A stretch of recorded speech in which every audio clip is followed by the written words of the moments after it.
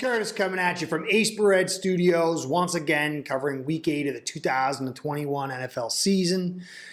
Did the Phins to open up between the Phins and the Dolphins. Now I'm going to flip to the other side and do my Bills coverage for Bills fans. Kind of a film study in there. You know, it's very easy to dismiss this win. Dolphins, their record sucks. They pretty much suck. But when you dig into the film, and I did, I had a lot more respect for the win the Bills had over the Dolphins. You know, contrary to what's being said or thought of from many Fin fans, when I went through the tape, Josh Boyer, the defensive coordinator, did a really good job. I mean, it felt like he did a good job, and at the end, you know, I was, what's going on? When I really got into the tape, he matched up pretty well with Brian Daboll.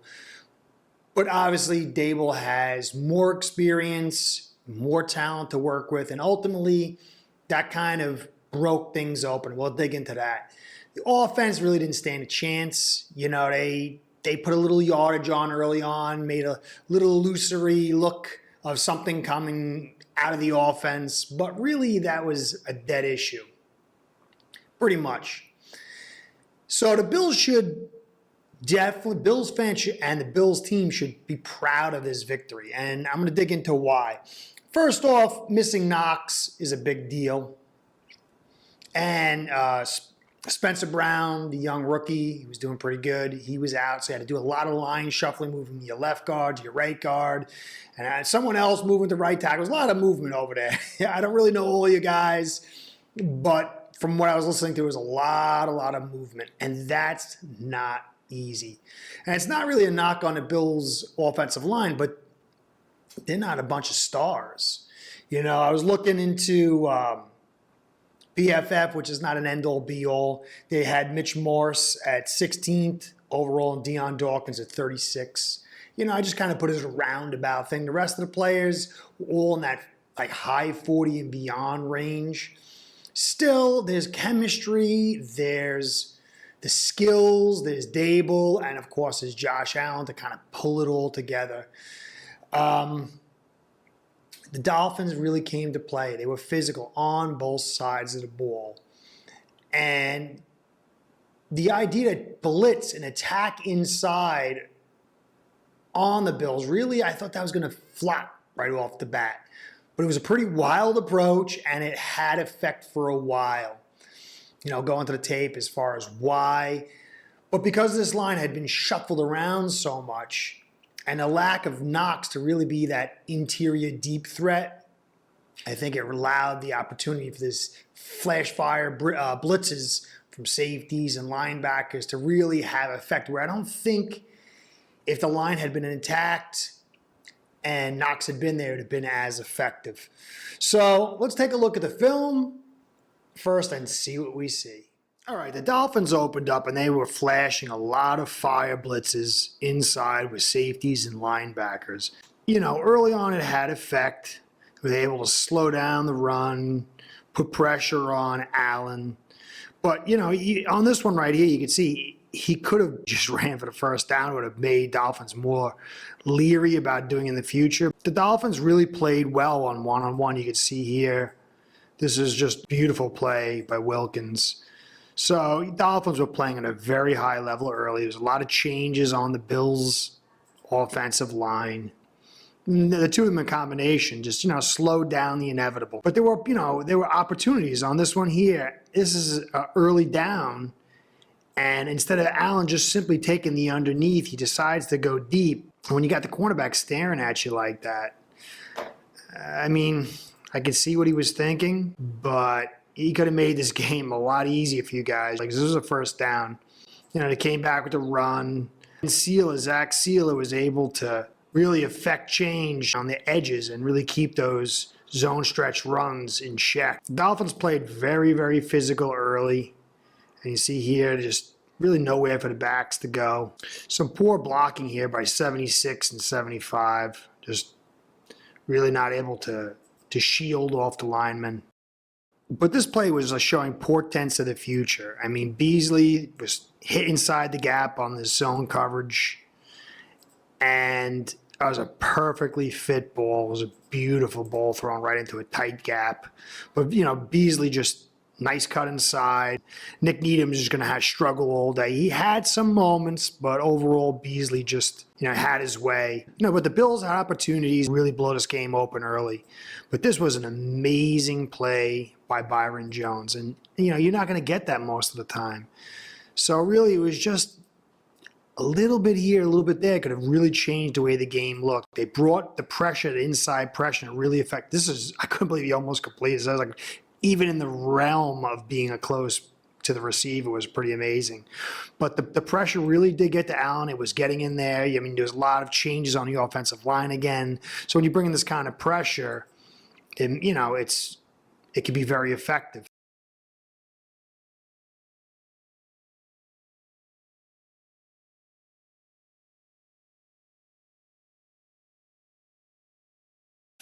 Again, they put the pressure on him, make him step up.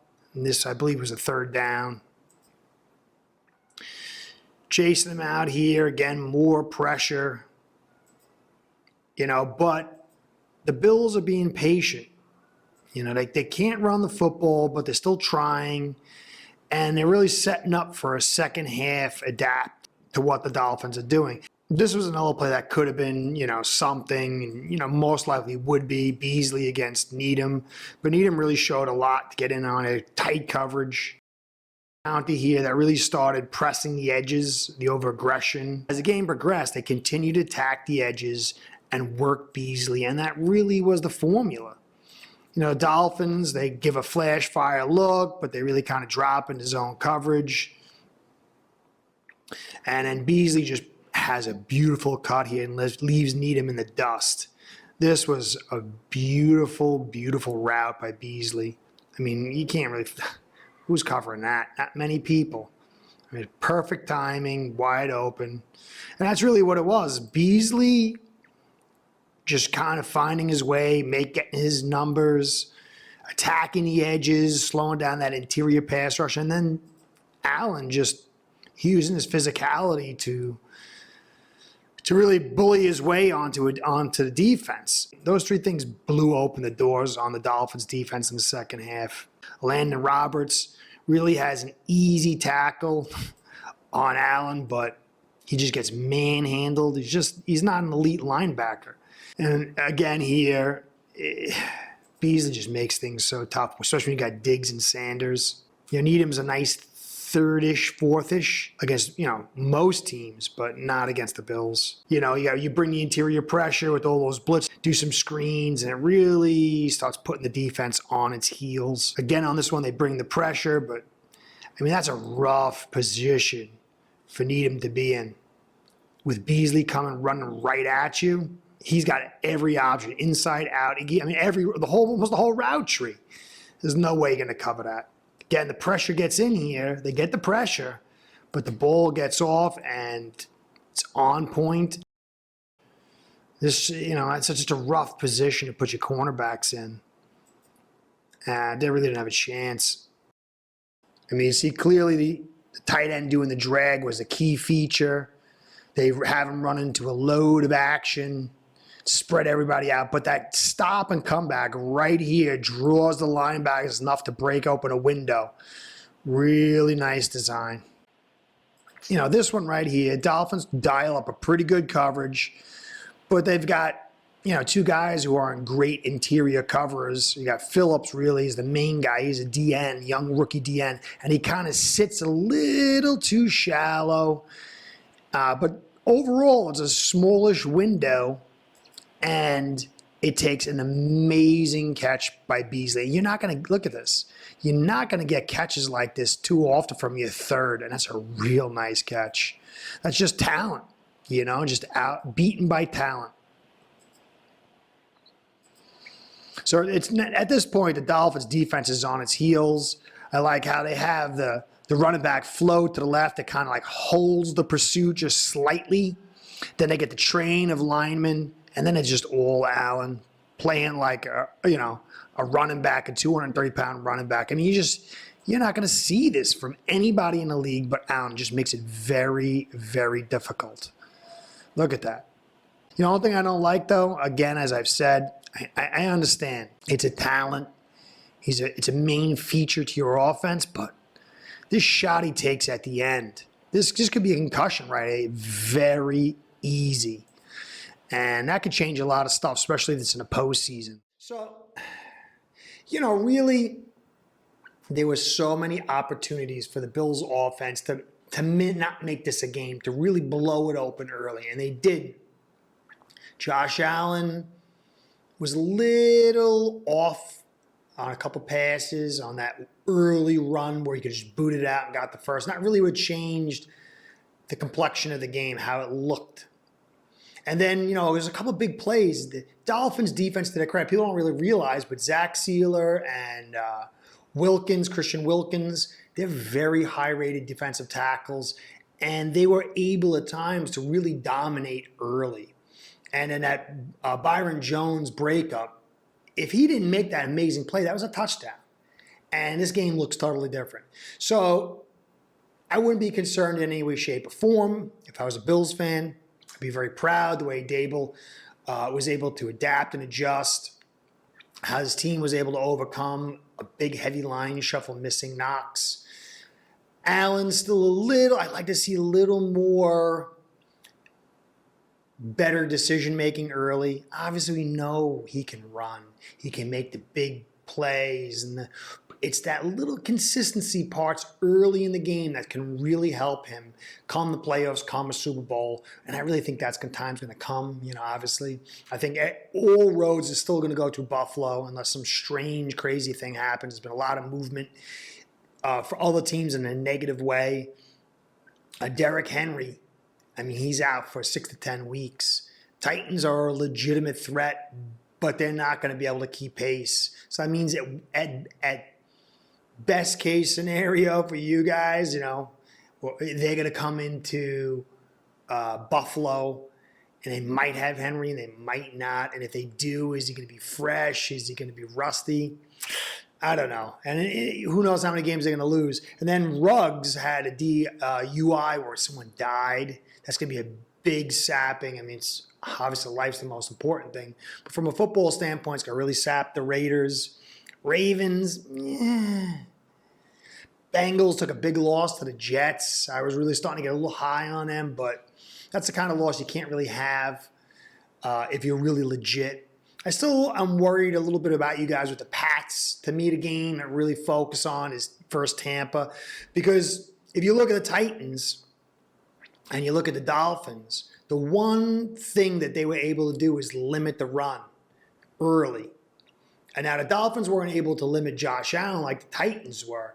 But the Dolphins, they don't have any offense. And that really plays a part. You have to kind of keep pace. Even if you have a good defense, you're going to have to keep pace. The Titans set the mold, but it starts with stopping the running game and limiting Allen. So this Tampa game is going to be very, very big. And obviously, overall, I'm very concerned of the Bills facing the Rams. Now, they're loaded up to the gill socks. They are a very potent team. And I think Tampa, the Rams, maybe Arizona. They lost J.J. Watt. That's a big hit. But I think those three teams could be difficult for the Bills to face. But we'll see. This Tampa game is going to be the one I have marked up. Next week you got the Jags. That's an easy win. You're going to have a lot of easy wins going forward. But this Tampa game is the key game for me. And I think that's the only thing I'm concerned with. The offensive line is good. There's good chemistry there. They're fighters. I think there's time for the chemistry to grow and maybe they can improve. But they are somewhat limited when they face stouter, aggressive fronts. I think that's really the only weakness that I see, And it seems like once the run game kind of gets off track, that there could be problems, but I really love how patient the Bills' offense is. They continue to run the football even when it's not the most successful. And as I said in the video, it's great when you have a get out of jail free card with Allen. I mean, he can either A, make the big play with the pass, or he can make the big play with the run. And, Beasley as your third, it was brutal to see. It's going to be very brutal for teams to stop, Sanders, Diggs, Beasley, and Knox, along with the running game and Allen. It's going to be very, very difficult. But this is the one bit I want to see is that how they respond when the run game gets slowed down against Tampa, and it's probably going to. So that's the game to keep your eyes on. Bills fans, congratulations. I didn't think the Dolphins would put up this good of a fight, but they did. And to your credit, you proved why you're the better franchise and the better team. And it's looking great for you guys and for your opportunities to at least host every playoff game. I don't see any other team be able to knock you off. So again, congratulations. Good luck next week. Catch you next time. This is Curtis saying, be well, talk to you soon, and please like, comment, and subscribe. Comments mean the most, as I always say. Subscribes and likes with the Google overlords that help us keep us in business. And I want to give a shout out to our sponsor, Ace Per Head, best sports book on the market. They just want to let you know that world-class software you can get on the action with friends, family, and coworkers. It's a local bookie, fantastic, phenomenal organization. Much like the Bills, not like my Dolphins. Anyway, sorry, I'm a little under the weather. I'm a little off today, getting sick. Anyway, thank you for staying to the end. Catch you next time. Be well.